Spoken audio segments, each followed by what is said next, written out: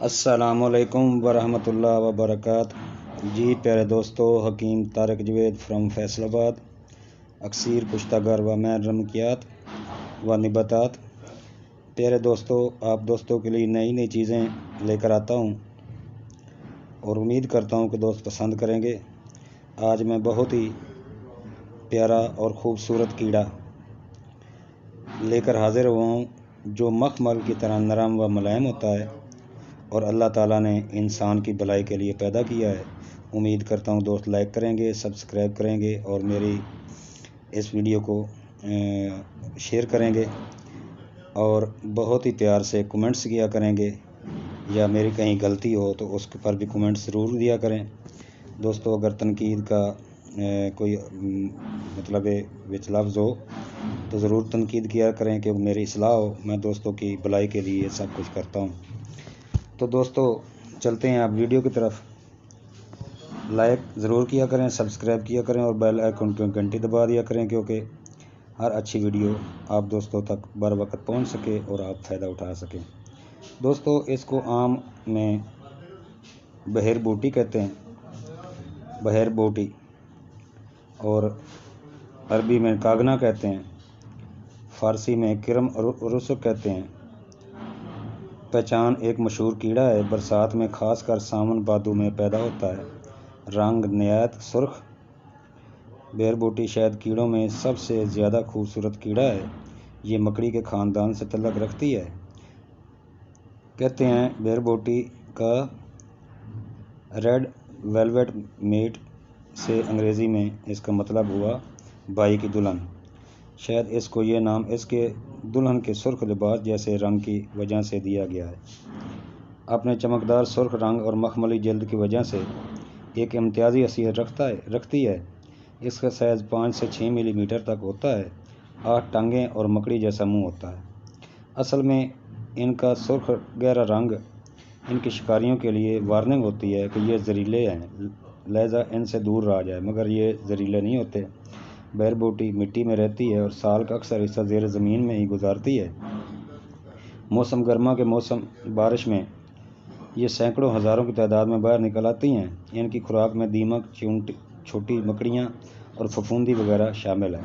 بہر بوٹی کے جنسی ملاپ کا طریقہ یہ بھی انتہائی دلچسپ ہے۔ سب سے پہلے نر بہر بوٹی اپنے سپرمز کو کسی گھاس کے تنکے یا پتے وغیرہ پر خارج کرتا ہے اور ان سپرمز کے گرد ایک ریشمی دھاگے جیسی تار لپیٹتا ہے۔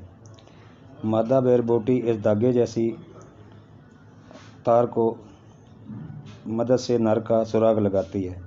اگر دونوں میں باہمی کشش ہو اور مادہ بھی آمادہ ہو تو یہ دونوں نر کے سپرم اٹھا لیتے ہیں اور پھر مادہ مٹی میں اپنے انڈے دیتی ہے۔ اگر کوئی اور نر بہر بوٹی کو کسی دوسرے نر بہر بوٹی کے دھاگے اور سپرم کے نظر آتے ہیں تو وہ ان کو تباہ کر کے ان کی جگہ اپنی سپرم خارج کر دیتا ہے۔ مکمل بہر بوٹی بننے تک اس کیڑے کے مختلف مراحل ہیں، جیسے کہ انڈا، لاروا وغیرہ۔ بہر بوٹی ماحول دوست اور انسانیت کے لیے مفید ہے۔ یہ مٹی میں موجود نقصان دہ کیڑوں کو کھاتی ہے۔ اس کے علاوہ مختلف اقسام کے بیکٹیریا وغیرہ بھی کھا جاتی ہے، جو کہ پودوں اور فصلوں کے لیے مضر ہوتے ہیں۔ ان کا طبی استعمال بھی کیا جاتا ہے۔ ہندوستان میں یونانی ادویات میں اس کو مختلف جڑی بوٹیوں کے ساتھ استعمال کرتے ہیں اور پاکستان میں بھی اس کی استعمال بہت ہے۔ جڑی بوٹیوں کے ساتھ استعمال کر کے تیل بنایا جاتا ہے جو کہ فالج کے مریضوں کے لیے مفید ہوتا ہے۔ اس کا تیل نامردی اور مردانہ جنسی صلاحیت بڑھانے کے لیے بطور طلا بھی استعمال کیا جاتا ہے۔ اسی لیے جب یہ برسات کے بعد باہر نکلتی ہیں تو اکثر لوگ ان کو جمع کرنے نکل پڑتے ہیں، کیونکہ حکیم اور وید حضرات ان کے اچھی قیمت پر خرید لیتے ہیں۔ جدید ریسرچ نے بھی اس کے تیل کو کافی مفید قرار دیا ہے۔ آج کل بھی چین اور بھارت اور اس کو بڑی مقدار میں فروخت کرتے ہیں۔ تو اب چلتے ہیں دوستو نسخے کی طرف۔ زیتون کا تیل 80 گرام، ککرکرا 5 گرام، جون خشک 5 گرام، کینچوا خشک 50 گرام اور بہر بوٹی 50 گرام۔